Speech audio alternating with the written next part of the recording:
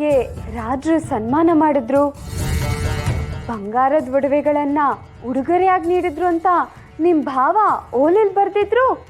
ಹೌದು. ಮತ್ತೆ ನಿನ್ ಬುತ್ತಿಲಿ ಒಡವೆಗಳೇ ಕಾಣ್ತಿಲ್ಲ. ಅದಿದ್ರೆ ಅಲ್ವಾ ಅತ್ಗೆ ಕಾಣೋದಕ್ಕೆ.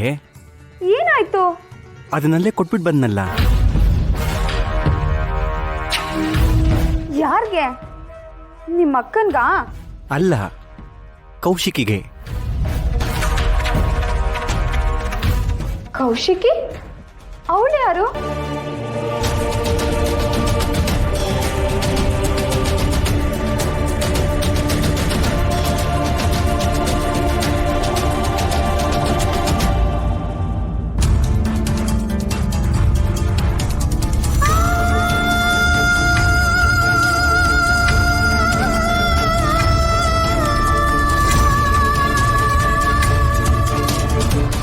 ಅಕ್ಕ, ತಪ್ಪಿಡಿ ಬೇಡ. ನಿನಗೆ ಒಡವೆ ಕೊಟ್ಟಾಗ ನಿನಗಿಷ್ಟ ಬಂದ ಹಾಗೆ ಮಾಡು ಅಂತ ಹೇಳಿದ್ದೆ. ಆದರೆ ಅದರ ಅವಶ್ಯಕತೆ ಇವ್ರಿಗೆ ಹೆಚ್ಚಿದೆ. ಅದನ್ನ ಇವ್ರಿಗೆ ತಂದು ಕೊಡ್ತೀಯಾ? ನಮಗಿಂತ ಹೆಚ್ಚಿನ ಅವಶ್ಯಕತೆ ಆಕೆಗಿದೆ ಅಂತ ಅನಿಸ್ತು, ಹಾಗಾಗಿ ಕೊಟ್ಟು ಬಂದೆ.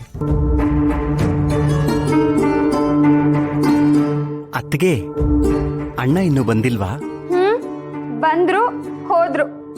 ನಾನು ಬಂದಿದ್ದು ಹೇಳಿಲ್ವಾ ಅಣ್ಣನ್ಗೆ? ಹೇಳ್ದೆ, ಆದ್ರೂ ಹೋದ್ರು. ನಾನು ಬಂದಿದ್ದೀನಿ ಅಂತ ಗೊತ್ತಾದ ಮೇಲೂ ಅಣ್ಣ ಹೊರಟೋದ್ನ. ಅಮ್ಮ, ನಾನು ಹೋಗಿ ಅಣ್ಣನ್ ಮಾತಾಡ್ಸ್ಕೊಂಬರ್ತೀನಿ. ಹಿಟ್ಟಿಗೆ ಗತಿ ಇಲ್ಲ, ಜುಟ್ಟಿಗೆ ಮಲ್ಗೆ ಹೂ ಅಂದಂಗಾಯ್ತು. ನಮ್ಗೆ ಗತಿ ಇಲ್ಲ, ದಾನ ಮಾಡಿ ಬಂದಿದ್ದಾನೆ. ದೊಡ್ಡ ದಾನವೀರ ಶೂರ ಕರ್ಣ ಇವನು.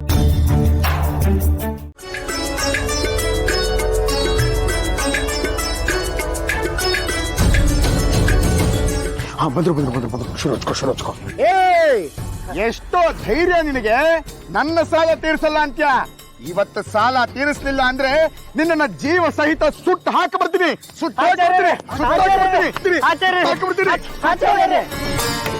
ಏನಿ ದೌರ್ಜನ್ಯ?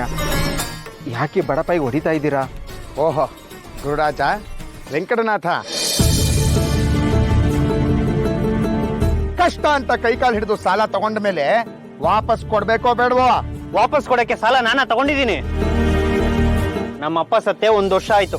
ಅವ್ರು ಕೊಟ್ಟಿರೋ ಸಾಲನ ನನ್ನನ್ನು ತೀರ್ಸು ಅಂದ್ರೆ ನಾನೇನು ತೀರಿಸ್ಲಿ? ಅದು ಅಲ್ಲದೆ ಅವ್ರು ಸಾಲ ಮಾಡಿರೋದೇ ಗೊತ್ತಿಲ್ಲ. ಅದೇನ್ ಸಣ್ಣ ಪುಟ್ಟ ಮೊತ್ತವೇ? 1100 ವರಹ ಏನು ಹುಡುಗಾಟ್ವೆ? ನನ್ನ ಒಟ್ಟು ಆಸ್ತಿ ಮರೆದ್ರು ಅಷ್ಟು ಹಣ ಬರಲ್ಲ. ಇವನು ಹೇಳೋದ್ರಲ್ಲೂ ನ್ಯಾಯ ಇದೆ ಅಲ್ವಾ ಆಚಾರ್ಯರೇ? ಅಷ್ಟೊಂದು ಹಣ ಇವನು ಹೇಗೆ ಕೊಡ್ತಾನೆ? ಹೋಗ್ಲಿ, ಸಾಲ ಕೊಟ್ಟಿರೋದಕ್ಕೆ ಸಾಕ್ಷಿ ಏನಾದ್ರೂ ಇದೆಯಾ? ಯಾಕಿಲ್ಲ? ರಾಕ್ಷಸ ನಾಮ ಸಂವತ್ಸರ ಆಷಾಢ ಮಾಸ 13ನೇ ತೇದಿ ಪಂಚಮಿ ದಿನ ಶುಭ ಮಂಗಳವಾರದಂದು ಇವರಪ್ಪ ಸಾಲ ತಗೊಂಡು ನನಗೆ ಪತ್ರ ಬರೆದು ಕೊಟ್ಟಿದ್ದಾನೆ.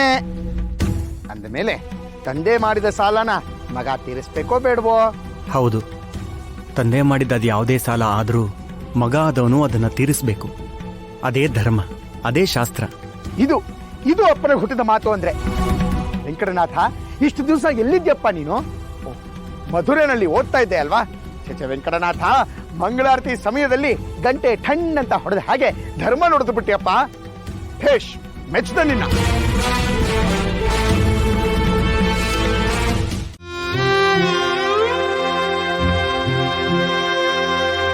ಆಗ ನನಗಿನ್ನೂ 9 ವರ್ಷ, ಇನ್ನೂ ಸಣ್ಣವಳು. ಮದುವೆ ಅಂದ್ರೇನೆ ಏನು ಅಂತ ಗೊತ್ತಿರಲಿಲ್ಲ. ಗೆಳತಿಯರ ಜೊತೆ ಆಟಾಡ್ತಿದ್ದು ನನ್ನನ್ನು ಕರ್ಕೊಂಡ್ಬಂದು ಮಾಂಗಲ್ಯ ಧಾರಣೆ ಮಾಡಿಸ್ಬಿಟ್ರು. ನನ್ನ ಕರ್ಮಕ್ಕೆ ಮದುವೆ ಆದ 1 ವರ್ಷಕ್ಕೆ ಗಂಡ ಅನ್ನಿಸ್ಕೊಂಡವನು ತೀರ್ಕೊಂಡ್ಬಿಟ್ಟ. ಅದು ನನ್ನ ತಪ್ಪ. ಪಾಪ ಪುಣ್ಯ ನನಗೇನು ಗೊತ್ತು? ತಾಳಿ ಕಟ್ಟಿಸ್ದವ್ರೆ ಕಿತ್ಕೊಂಡ್ಬಿಟ್ರು. ಮಕ್ಕಳಿಗೆ ಹೆತ್ತವರೇ ದೇವ್ರಂತಾರೆ, ಆದರೆ ನನ್ನ ಪಾಲಿಗೆ ಅವರೇ ಶತ್ರುಗಳಾಗ್ಬಿಟ್ರು. ಗಂಡ ಸತ್ ಕೂಡ್ಲೆ ಮುಖನೂ ನೋಡದೆ ದೂರ ಉಳಿದು ಬಿಟ್ರು. ನಾನೇನು ಪಾಪ ಮಾಡಿದ್ನೋ ಏನೋ. ಹೆತ್ತವರೇ ಹೀಗೆ ಮಾಡಿದ್ರೆ ಮಕ್ಕಳಾದವ್ರು ಏನು ಮಾಡೋದು? ನೀವೇ ಹೇಳಿ. ಸಮಾಧಾನ ಮಾಡ್ಕೋ ರಾಜಿ. ಎಷ್ಟು ಅಂತ ಅಳ್ತೀಯ? ನಿಂದು ಮುಗಿಯೋದ ಕತೆ. ಒಟ್ಟಿನಲ್ಲಿ ಹೆಣ್ಣಾಗಿ ಹುಟ್ಟೋದೇ ಶಾಪ. ಅದರಲ್ಲೂ ಚಿಕ್ಕ ವಯಸ್ಸಲ್ಲಿ ವಿಧವೆ ಆಗೋದು ರೌರವ ನರಕ. ಬದುಕು ಸಾಕಾಗಿ ಹೋಗಿದ್ಯಮ್ಮ. ವೈದವ್ಯ ಜೊತೆ ಸಕೇಶಿಯಾಗಿರೋದು ಇನ್ನೂ ನರಕ. ಮಡಿ ಕೆಲ್ಸಕ್ಕೆ ಬರೋದಿಲ್ಲ, ಅಡ್ಗೆ ಮಾಡೋ ಹಾಗಿಲ್ಲ. ಮಾವ ಮಾಡಾಕಿದ್ದನ್ನೇ ತಿನ್ಬೇಕು. ನಮ್ಮ ಮಾವನು ತಿನ್ನೋ ಅನ್ನಕ್ಕೂ 100 ಮಾತಾಡ್ತಾರೆ. ಸಾಯೋಣ ಅಂದ್ರೆ ಅದಕ್ಕೂ ಧೈರ್ಯ ಇಲ್ಲ ನನಗೆ.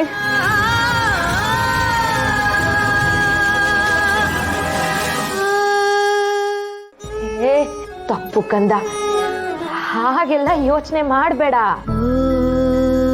ತುಂಬು ಗರ್ಭಿಣಿ, ಸೀಮಂತದ ಸಂಭ್ರಮ ಮುಗಿಯೋ ಮೊದಲೇ ಗಂಡನ್ನು ಗರ್ಭದಲ್ಲಿದ್ದ ಮಗುನು ಕಳ್ಕೊಂಡೆ ಪಾಪಿ ನಾನು. ನಾನೇ ಇನ್ನು ಬದುಕಿಲ್ವೇ? ಪೂರ್ವ ಜನ್ಮದ ಕರ್ಮನ ಪೂರೈಸದೆ ಸತ್ರೆ ಜನ್ಮ ಜನ್ಮಾಂತರಕ್ಕೂ ಹಿಂಬಾಲಿಸ್ಕೊಂಡು ಬರುತ್ತಂತೆ. ಅದಕ್ಕೆ ಕರ್ಮನೋ ಕಷ್ಟನೋ ಎಲ್ಲ ಇದೇ ಜನ್ಮದಲ್ಲಿ ಪೂರೈಸ್ಕೊಂಡು ಹೋಗಬೇಕು. ಅದಕ್ಕೆ ಅಮ್ಮ ಸುಮ್ಮನಿದ್ದೀನಿ. ಆದರೆ ಎಷ್ಟು ದಿನ ಅಂತ ಹೀಗೆ ಇರೋದು? ಅದಕ್ಕೆ ನಾನೊಂದು ತೀರ್ಮಾನಕ್ಕೆ ಬಂದಿದ್ದೀನಿ. ಕ್ಷೇತ್ರಕ್ಕೆ ಹೋಗಿ ಮಡಿ ಹಿಡಿತೀನಿ. ಆಗ ಮನೆ ಕೆಲಸನೂ ಮಾಡ್ಬೋದು, ಮಾವನವ್ರಿಗೂ ಸಹಾಯ ಆಗುತ್ತೆ.